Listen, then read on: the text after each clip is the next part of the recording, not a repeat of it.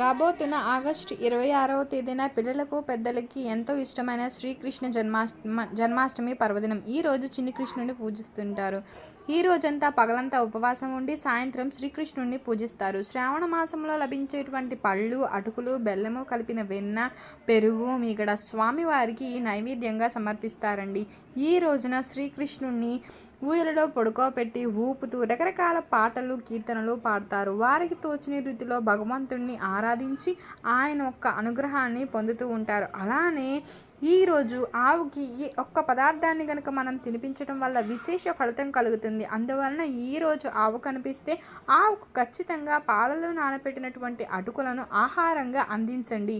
ఈ విధంగా చేయడం వల్ల విశేష ఫలితం కలుగుతుంది. సాక్షాత్తు శ్రీకృష్ణ పరమాత్ముడు తిన్న ఫలితం కలుగుతుందండి. మీకు కనుక ఈ వీడియో నచ్చినట్లయితే లైక్ చేయండి, షేర్ చేయండి, సబ్స్క్రైబ్ చేయడం మర్చిపోకండి. కొత్తగా వాచ్ చేస్తున్నట్లయితే థ్యాంక్ యూ ఫర్ వాచింగ్.